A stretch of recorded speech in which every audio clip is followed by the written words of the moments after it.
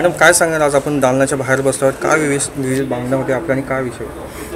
आम्ही स्टेशनच्या परिसरामध्ये जे 150 मीटरमध्ये फेरीवाले बसतात ते तिथे बसू नये, जो कोर्टाचा आदेश आहे त्याचं पालन व्हावं याच्यासाठी आम्ही आज एक 10 दिवस आमचे जे शहर प्रमुख आहेत अभिजित सावंत ते उपोषणाला बसतात आणि आयुक्तांचा आम्हाला निरोप आला की तुम्हाला इथे चर्चेकरिता बोलवलं आहे, म्हणून आम्ही इथे आलो. इथे आल्यानंतर आम्ही आयुक्तांना सगळे पुरावे दाखवले, सगळे फोटोग्राफ्स दाखवले की कशाप्रकारे गैरवापर चाललेला आहे त्या जागेचा वगैरे वगैरे.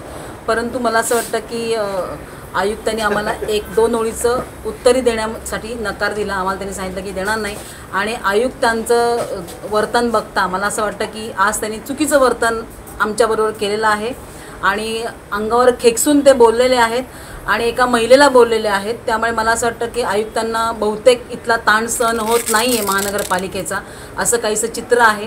तर त्यांनी पुन्हा एकदा विचार करावा याबाबत आणि असं चालणार नाही. आम्ही महासभेमध्ये याच्या अगोदरही अनेक आयुक्तांबद्दल बोललेलो आहे, त्यांना अनेक प्रश्न विचारले, धारेवर धरलेलं आहे, परंतु आयुक्तांनी किती संयमाने उत्तर दिलेलं आहे आम्ही बघितलेलं असताना आज मला जे इथले कल्याण डोंबिवली महानगरपालिकेचे आयुक्त आहेत अभिनव गोयल यांचं वर्तन थोडंसं विचित्र वाटलेलं आहे आणि त्यांना असं मला वाटतं की पुन्हा एकदा शिक्षणाची गरज आहे. त्यांनी पुन्हा एकदा प्रशिक्षण घ्यावं जाऊन की महिलेशी किंवा इतर जे निवेदन घेऊन येतात त्यांच्याशी कसं बोलावं ते. त्यांनी त्यांचं आपण संयम त्यांनी सोडलेला आहे आणि त्यांना कळलं नाही ते काय बोलत आहेत ते.